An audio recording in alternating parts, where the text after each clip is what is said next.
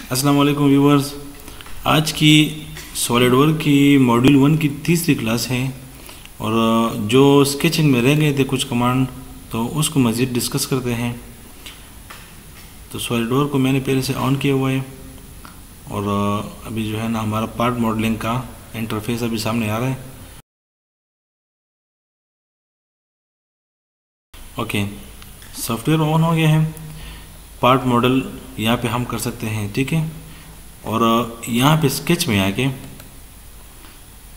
ये कुछ थोड़े से कमांड रह गए थे, तो उसको इन कमांड को मैं एक्सप्लेन करता हूँ और इसको मज़ीद इसकी ओवरव्यू करते हैं। और उसके बाद जो है ना हम मुख्तलिफ स्केचिंग पे डायमेंशन लगाते हैं कि किस तरह हमने किसी डायमेंशन के ऊपर किसी सर्कल या लाइन या रेक्टेंगल को बनाना है, ठीक है। तो सबसे पहले हम ये देखते हैं पॉलीगॉन को।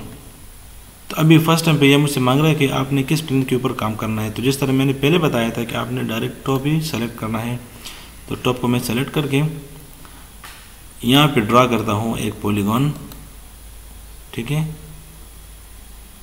अच्छा, मैंने ड्रा कर दिए। जब मैंने इसको ड्रा किया तो यहाँ पे इसका कुछ टेबल खुला हुआ है। इसमें इसकी मज़ीद इन्फॉर्मेशन है कि सबसे पहले ये है कि आपने जो पॉलीगॉन ड्रा की है उसके नंबर ऑफ़ साइड्स कितने होने चाहिए। तो अभी ये हेक्सागन है, इसकी 6 साइड है, ठीक है।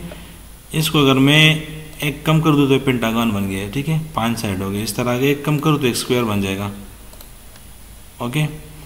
उसके बाद 5, 6, 7 इस तरह जितने साइड आपको चाहिए तो आप इसको उतने साइड कर सकते हैं, ये वाले साइड, ठीक है। इसको मैं भी 6 पे करता हूँ ताकि आपको समझ आए।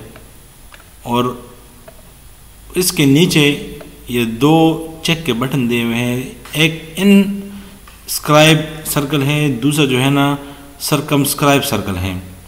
इन स्क्राइब सर्कल का मतलब ये है कि ये जो सर्कल इसका जिसकी ऊपर हमने इसकी कंस्ट्रक्शन की है, जो कंस्ट्रक्शन लाइन है अंदर की सर्कल जो है, जो इसकी इस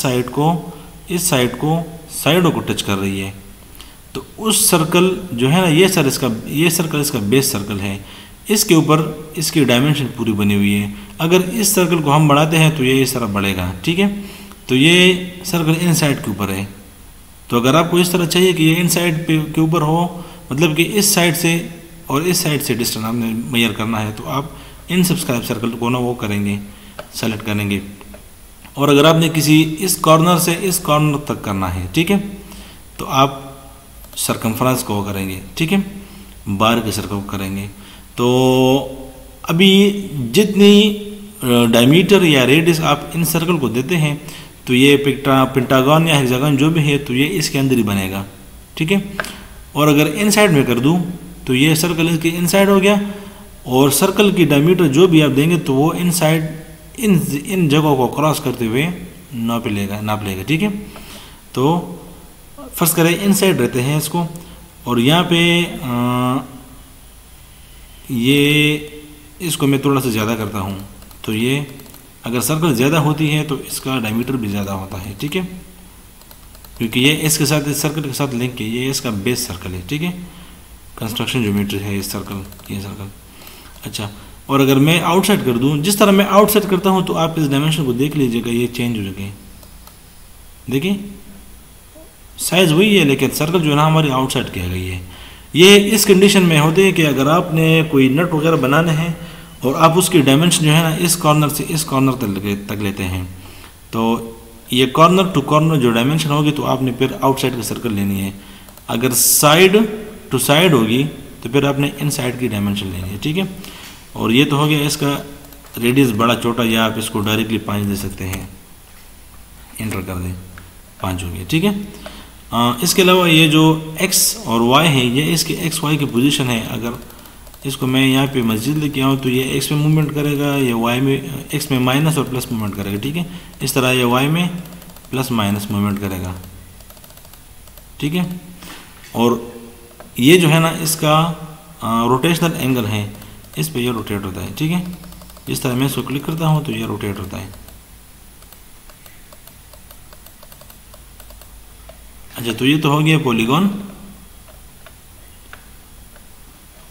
इसको मैं टिक करता हूँ, ठीक है। और इसके बाद यहाँ पे आते हैं,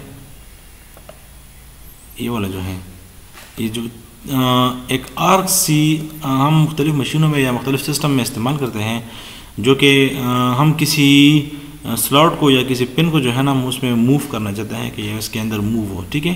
तो उसको आर्क स्लॉट कहा जाता है। तो ये इसमें कई किस्म के हैं। इस आर्क स्लॉट को आप कई तरीक़ों से बना सकते हैं। सबसे पहला जो है ये स्ट्रेट स्लॉट है, ठीक है। तो इस स्ट्रेट स्लॉट के लिए आपको 2 सेंटर के पॉइंट चाहिए और एक आउटसाइड के पॉइंट चाहिए।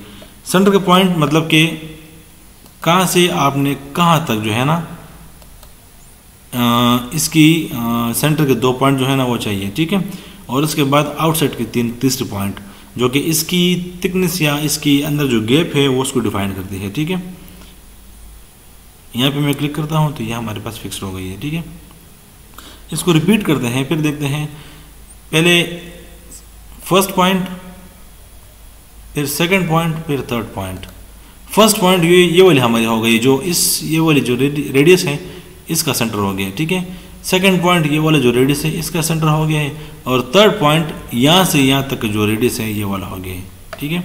इस तरह इसका सेकंड एक टाइप है, वो अगर मैं क्लिक करूँ तो जिस तरह इस पिक्चर में भी दिखाया हुआ है कि आपने इस पूरे का सेंटर पॉइंट ये वाला पॉइंट डिफाइन करना है, फिर उसके बाद ये वाला साइड का पॉइंट डिफाइन करना है। आप देख सकते हैं फर्स्ट पॉइंट सेंटर का है, सेकंड साइड का है, और थर्ड जो है ना उसकी थिकनेस या डायमीटर जो भी है तो वो है, ठीक है। फर्स्ट को मैं अगर डिफाइन करूँ तो ये इसका सेंटर लेगा, ठीक है। और अगर सेकंड को मैं डिफाइन करूँ, ठीक है, तो ये इसका ये वाला पॉइंट लेगा, और थर्ड ये वाला। जिस तरह मैंने फर्स्ट इन केस में डिफाइन किया था तो फर्स्ट पॉइंट यहाँ पे लग गया था, इसमें फर्स्ट पॉइंट सेंटर में लगता है, ठीक है। तो इसमें फ़र्क ये है। अच्छा, अब इसके अलावा ये 2 और हैं जो कि कर्व की शक्ल में हैं। तो इसको अगर आप देख ले तो इसका फर्स्ट पॉइंट ये वाला सर्कल है, ये वाला, सेकंड पॉइंट फिर ये वाला है, थर्ड ये अंदर का रेडियस और फोर्थ थिकनेस इसका, ठीक है। फर्स्ट पॉइंट ये हमारा हो गया सेकंड पॉइंट, और ये हमारी हो गई रेडियस, जितनी रेडियस में हमने उसकी मूवमेंट देनी हो, ठीक है। और ये हमारी हो गई थर्ड पॉइंट। तो इस तरह आप ड्रा कर सकते हैं, ठीक है। अच्छा, फोर्थ वन जो है, लास्ट वन, ये दिखा रहा है कि ये वाला सेंटर, मतलब कि ये वाला आपने पहले इस सेंटर को डिफाइन करना है, ठीक है।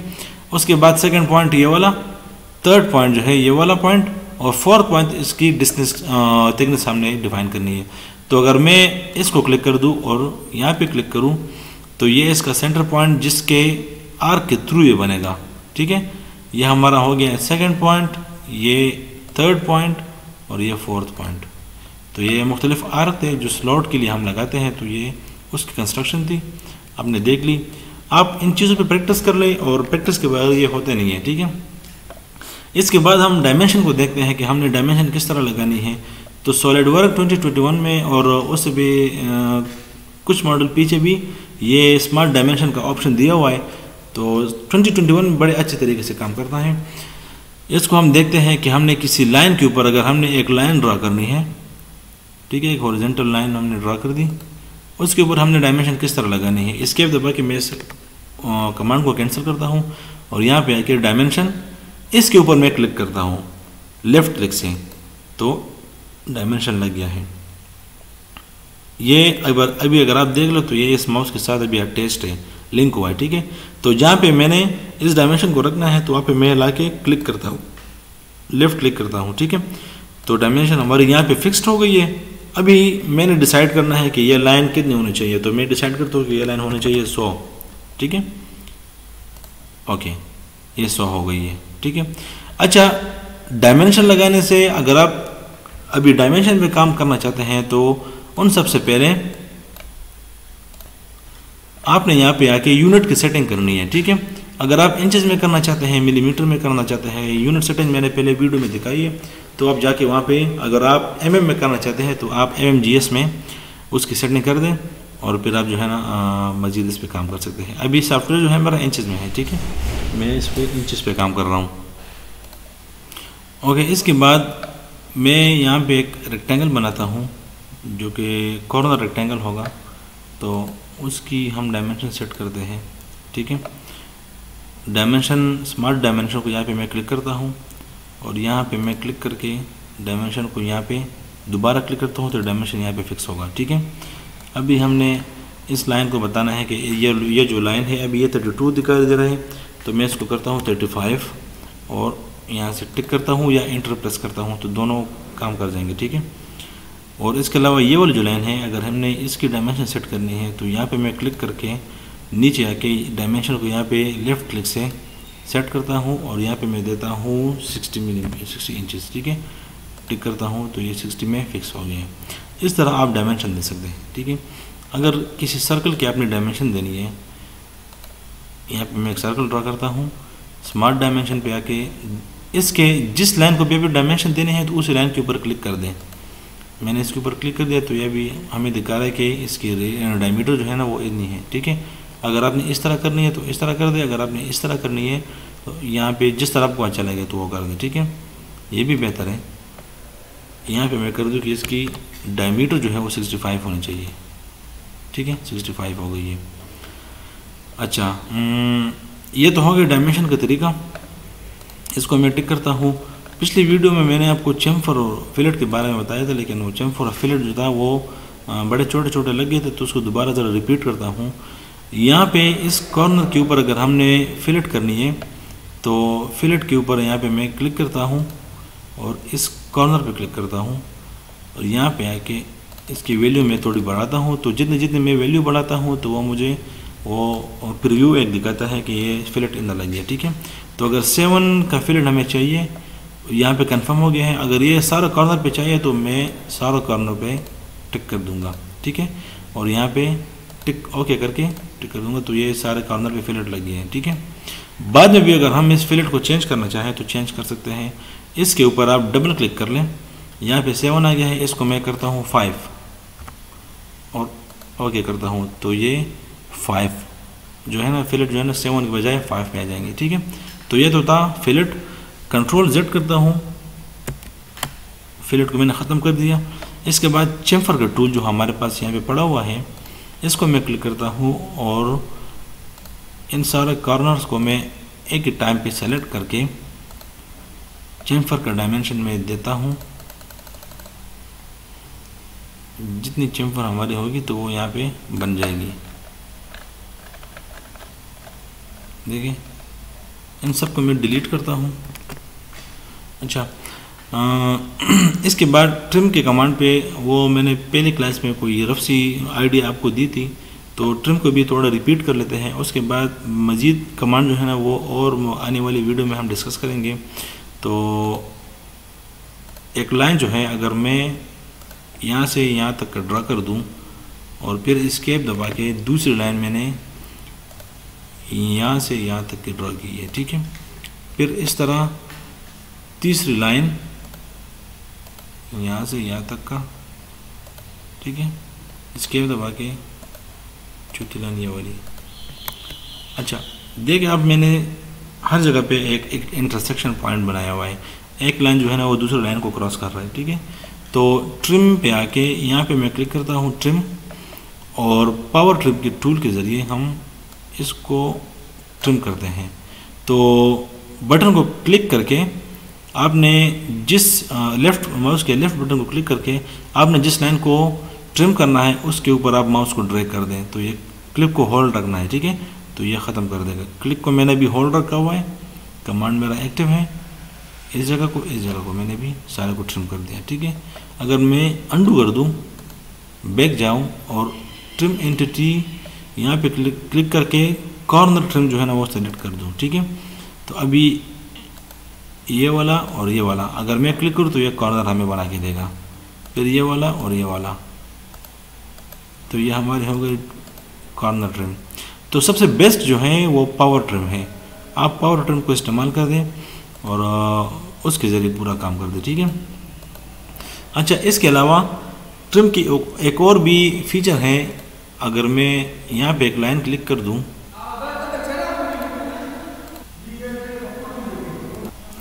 एस्केप दबा के इस लाइन को मैं ख़त्म करता हूँ।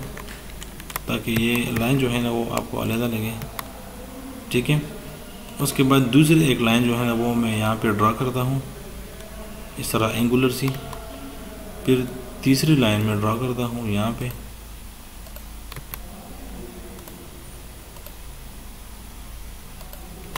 ठीक है। कुछ लाइनें मैंने ड्रा कर दी। मैं एक आपको ट्रिम के एक और फीचर है वो मैं बताना चाहता हूँ आपको। अच्छा, तो यहाँ पे आके इस एरो के नीचे, ट्रिम के नीचे जो एरो है इस पे अगर मैं क्लिक कर दूँ तो यहाँ पे ट्रिम एक्सटेंड का ऑप्शन आ रहा है, ठीक है। ट्रिम एक्सटेंड ये जो है, अगर ये डिस्टेंस जो है ना यहाँ पे आप अगर देख ले तो ये लाइन जो है ना यहाँ तक नहीं पहुँची। अगर मैं कहता हूँ कि इस लाइन को मैंने एक्सटेंड करना है यहाँ तक, इस लाइन के ऊपर, ठीक है, तो इस लाइन को मैं क्लिक करता हूँ तो जिस तरह आपको ये डेमो दिखा रहा है कि ये ऑरेंज सी जो लाइन है वो यहाँ तक बनेगी, जो आने वाली लाइन है वो वहाँ तक बनेगी, ठीक है। तो अगर मैं क्लिक करता हूँ तो वो ये लाइन जो है ना एक्सटेंड करके इस लाइन तक बना देगा, ठीक है। अगर इसको मैं फिर क्लिक करूँ तो आने वाली नेक्स्ट लाइन जो है वहाँ तक बनेगी, फिर इस तरह आने वाली नेक्स्ट लाइन वहाँ तक बनेगी, ठीक है। इस तरह आप इसको रिपीट कर दें, ये वाली फिर आने वाली नेक्स्ट लाइन। इस तरह नहीं है कि अगर आप इसको क्लिक करके ये तीनों लाइनें के ऊपर जो है ना पास हो जाए, ठीक है। जब इसकी सामने लाइन आएगी तो वहाँ तक ये एक्सटेंड होगी। फिर इसके ऊपर मैं क्लिक करता हूँ, फिर इसके ऊपर और फिर इसके ऊपर, ठीक है। तो ये सारी एक्सटेंशन इसकी हो गई है। तो अगर कोई गैप आपको नज़र आ रहा है कहीं पे तो आप ट्रिम एक्सटेंड के ज़रिए आप उसको एक्सटेंड कर सकते हैं। अच्छा, मैं अगर यहाँ पे एक आर्क लगा दूँ, कोई आर्क में लेता हूँ यहाँ पे 3 पॉइंट का मैं, हाँ 3 पॉइंट पे मैं ट्राई करता हूँ,